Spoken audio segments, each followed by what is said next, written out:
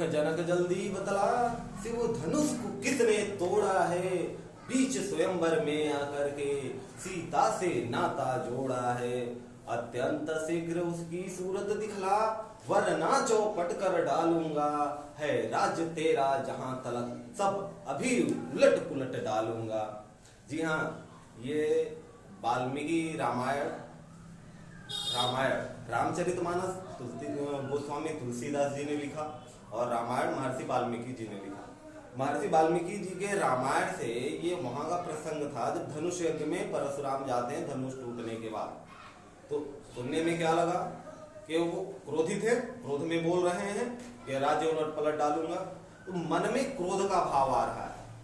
ठीक है, वैसे ही अगर बात करें, वीर तुम बढ़े चलो, धीर तुम बढ़े चलो, सामने पहाड़ हो, सिंह की दहाड़ हो, सबने सुना हुआ है ये राष्ट्रभक्ति गाना।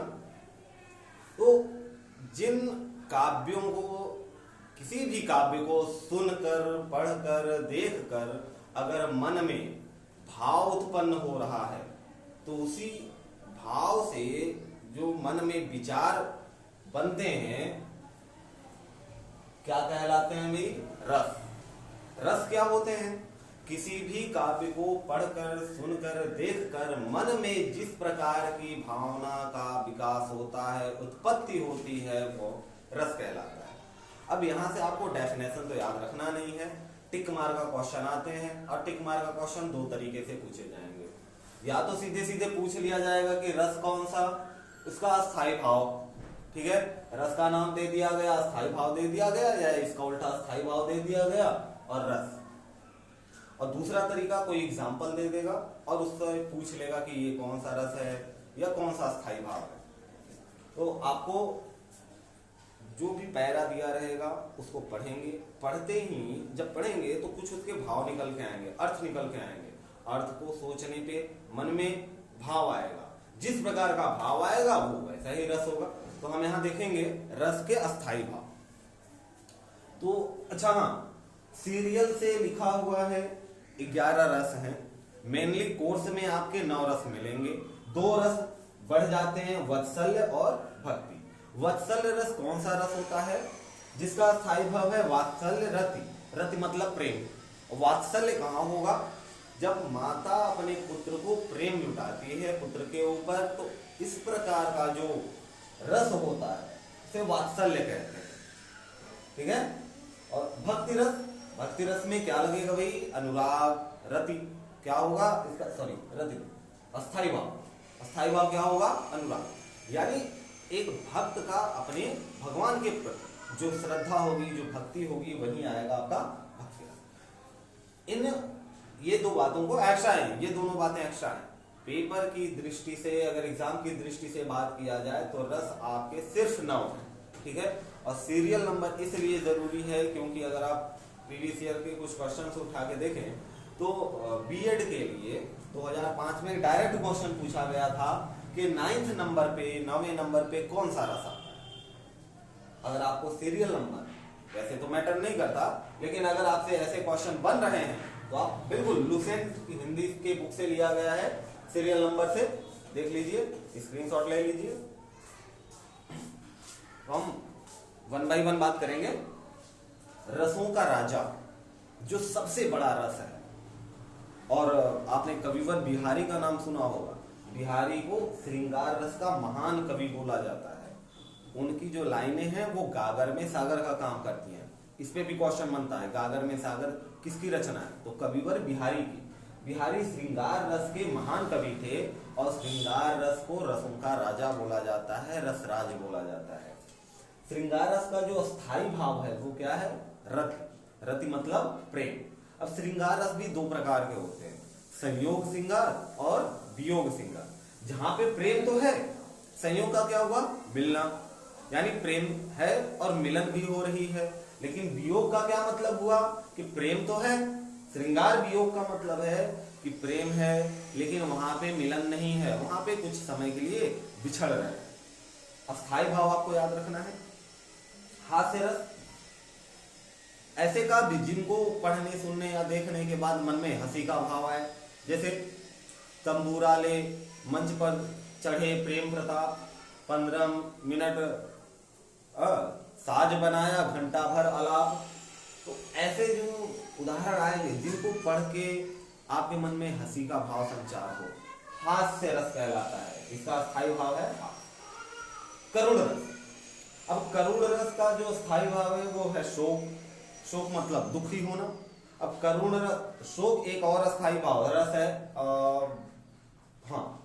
वियोग रस। हालांकि उसका नाम हमने नहीं लिखा है क्योंकि वो करुण रस और वियोग रस दोनों लगभग एक ही चीज होती है। वियोग रस दोनों एक ही बात है, दोनों का स्थायी भाव शोक ही होता है, दुख ही है। लेकिन करुण और वियोग में थोड़ा सा अंतर है। वो अंतर क्या है भाई? करुण रस वहां पे आएगा जहां पर नायक नायिका के पुनः मिलने की संभावना हो। समझ रहे हैं? नायक नायिका दुखी है एक दूसरे से दूर होके, लेकिन अगर उनके पुनः मिलने का कोई भी चांस है तो इस कंडीशन में जो वो दुख है, जो शोक है, वो क्या कहलाएगा? कौन सा रस? करुण रस।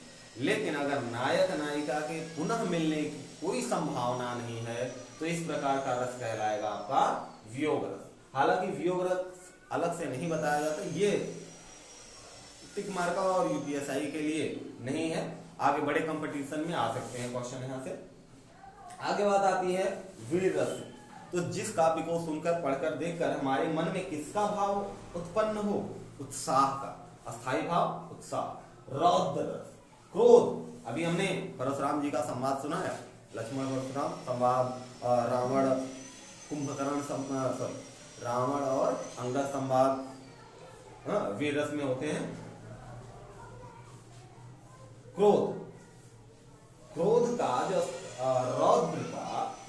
रौद्र रस का स्थायी भाव है क्रोध। जिस काव्य को पढ़कर आपके मन में क्रोध आ जाए। भयानक रस, अस्थायी भाव भय। जिस काव्य को पढ़कर, सुनकर, देखकर मन में भय का संचार हो, भयानक रस कहलाएगा। अस्थायी भाव भय है। विभत्स, विभत्स का अर्थ है कोई ऐसी चीज जो खूबसूरत नहीं है, बेढंगी है। अब बेढंगी है तो कैसी है? उसको देखने पे घृणा फील होगा। तो ऐसे काव्य जिनको देखकर, सुनकर, पढ़कर मन में घृणा का भाव आए, विभत्स रस कहलाएगा। अस्थायी भाव घृणा भी कह सकते हैं। और जुगुप्सा, ये याद रखेंगे, जुगुप्सा, क्योंकि छोटे पॉइंट से क्वेश्चन ज्यादा बनने के चांस रहते हैं। ठीक है? जुगुप्सा अस्थायी भाव। अद्भुत रस, अद्भुत मतलब जो आश्चर्यचकित करने वाली बातें कही जाए। जैसे जब हम किसी चीज की किसी दूसरे से उपमा करते हैं, जैसे व्यक्ति का हृदय विशाल, सागर के समान विशाल है। अब सागर के समान हृदय तो नहीं हो सकता, हृदय तो हृदय ही रहेगा, लेकिन उपमा दी गई है, समानता बताई गई है। तो ये आश्चर्य करने वाली बात, अद्भुत रस। इसका अस्थायी भाव विस्मय, विस्मय और आश्चर्य एक दूसरे के पूरक पर्यायवाची हैं। शांत रस, शांत रस जिसको ऐसे काव्य जिनको पढ़ने के बाद मन में कोई हलचल ना हो, हाँ चल रहा है भैया, आराम से, कोई दिक्कत नहीं, कोई लोड नहीं। सम है, ना ऊपर ना नीचे, निर्वेद, कोई उसमें एक्टिविटी नहीं हो रही है। तो शांत रस का जो अस्थायी भाव आएगा वो क्या है? निर्वेद। निर्वेद याद रखेंगे, उसके साथ सम। वात्सल्य और भक्ति की बात हमने करी ली। वात्सल्य का अस्थायी भाव है वात्सल्य रति और भक्ति का अस्थायी भाव अनुराग। क्लियर है बात? अब हम